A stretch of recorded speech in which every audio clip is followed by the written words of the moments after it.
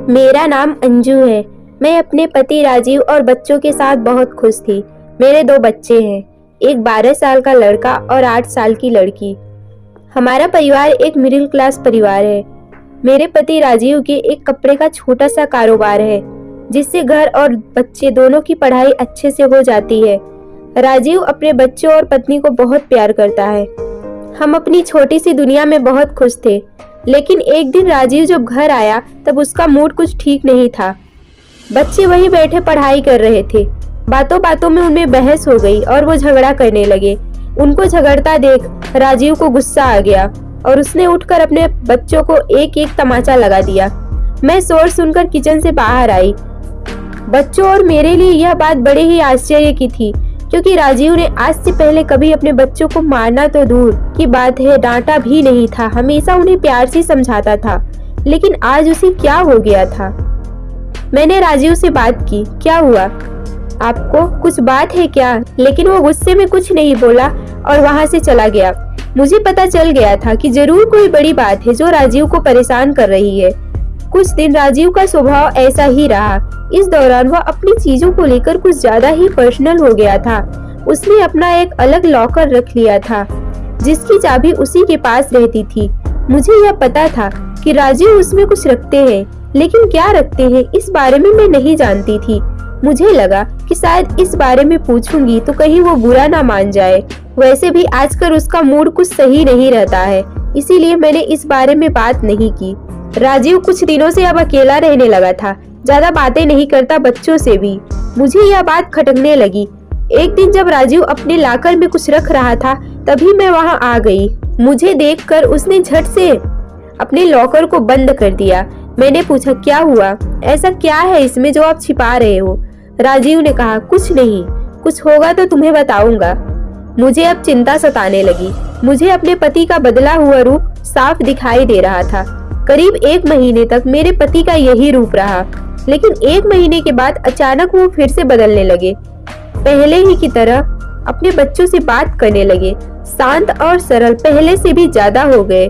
मैं खुश तो थी, लेकिन मेरे मन में अभी शंका और संकोच बना हुआ था।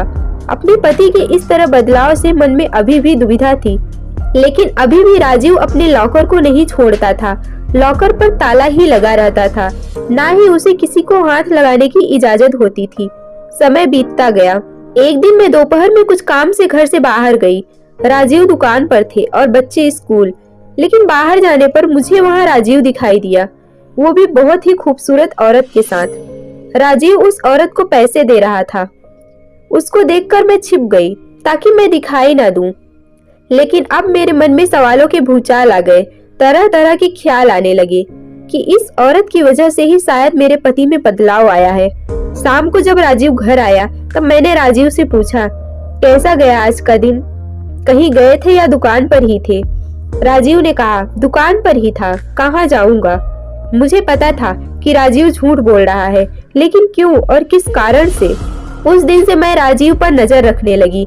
बीच बीच में दुकान पर भी जाती थी और राजीव का फोन भी चेक करती थी, लेकिन अगले 1 महीने तक मुझे ऐसा कुछ भी नहीं मिला। राजीव उस औरत से भी नहीं मिला, लेकिन फिर महीने की 1 तारीख को वो फिर उस औरत से मिलते हुए दिखा और उसे कुछ पैसे भी दिए। मुझे कुछ समझ नहीं आया कि आखिर बात क्या है। कुछ महीनों तक उसे देखा तो पता चला कि राजीव हर महीने उस औरत को पैसे देता है।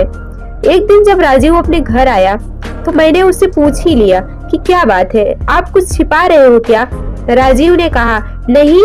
फिर से तुम वही बात लेकर बैठ गई। मैंने गुस्से से कहा, अगर कुछ नहीं छिपा रहे हो तो हर महीने उस औरत को पैसे क्यों देते हो? राजीव के चेहरे का रंग ही बदल गया। वो गुस्से से बोला, तुम मेरा पीछा कर रही हो, मुझ पर नजर रख रही हो? हर महीने में मैं बहुत से लोगों को पैसा देता हूँ, तुम क्या जानती हो दुकान के बारे में? मैंने कहा, जानती हूँ दुकान के बारे में, और यह भी जानती हूँ कि वो दुकान का काम नहीं था। राजीव ने कहा, तुम्हें जो समझना है समझो, मुझे तुम्हें कोई सबूत देने की जरूरत नहीं है। वो बात वहाँ खत्म नहीं हुई।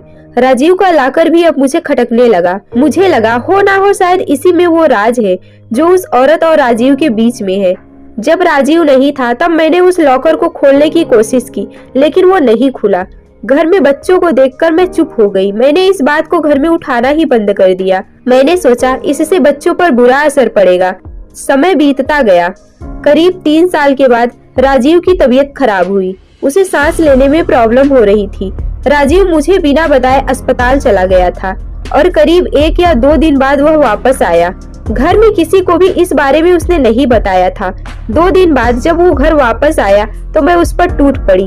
बोली, क्या हालत बना के रखी है, कहाँ थे, ऐसा क्या है जो आप इतने सालों से मुझसे छिपा रहे हो? आज मुझे आपके और इस लॉकर के बारे में जानना है। राजीव ने अब सच बताना सही समझा। उसने लॉकर खोला और उसमें से कुछ फाइल निकालकर दिखाना शुरू कर दिया। यह सब देखकर मेरे पैरों तले जमीन निकल गई। उस फाइल में उसकी बीमारी और अस्पताल के पर्चे थे। राजीव ने बताया कि आज से ठीक 4 साल पहले उसे पता चला कि उसे एक गंभीर बीमारी है और वो ज्यादा दिनों तक मेहमान नहीं है।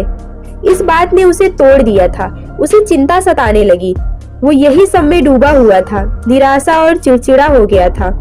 यह सब हो ही रहा था कि उसे एक दिन दुकान के सामने एक औरत दिखाई दी जो भीख मांग रही थी। उसे देखकर उसे उस पर दया आ गई और उसने उससे पूछा, क्या हुआ बहन, देखने से लगता है कि तुम अच्छे घर से हो, फिर भी सड़क पे इस तरह भीख मांग रही हो। उस औरत ने अपनी कहानी सुनाई। कहा कि वो अनाथ थी जब उसके पति ने उससे शादी की, लेकिन उसके देहांत के बाद उसका वहां रहना मुश्किल हो गया था। उसे वहां के लोगों की नीयत का पता चला, इसीलिए वो कैसे भी बचकर अपने 2 बच्चों के साथ वहां से यहाँ इस नए शहर में आ गई। यहाँ उसे गुजारा करना और रहना मुश्किल हो रहा था, इसीलिए मजबूरन उसे भीख मांगना पड़ रहा है।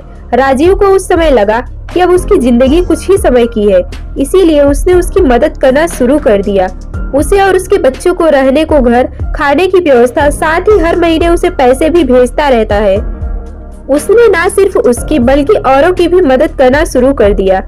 राजीव भी आश्चर्य से भरा रह गया था कि इस दौरान उसे पैसों की कमी नहीं रही। साथ ही जो बीमारी उसे कुछ दिनों में खत्म करने वाली थी, उसके इस अच्छे काम की वजह से उसे अभी तक जीवित रखे हुए है। राजीव ने कहा, अब मैं अपने घर की जरूरत के बाद जितना हो सकता है मदद करूंगा। अपने अंदर से खुशी मिलती है। शायद यह उन लोगों की ही दुआ है जो मैं अभी तक जीवित हूँ। यह सब सुनकर मैं रोने लगी। मैंने अपने पति से माफी भी मांगा और कहा कि आप इतना सब कुछ झेल रहे थे और हम आपको कितना गलत समझ रहे थे। अब मैं भी राजीव के इस काम में उसका साथ देने लगी। जिंदगी में कब क्या हो जाए हम में से कोई नहीं जानता। अगर हम किसी के काम आ जाए, किसी को जिंदगी जीने में मदद कर दे, तो उससे बड़ी बात कुछ नहीं है। अच्छे कामों और नियत का फल हमेशा अच्छा होता है।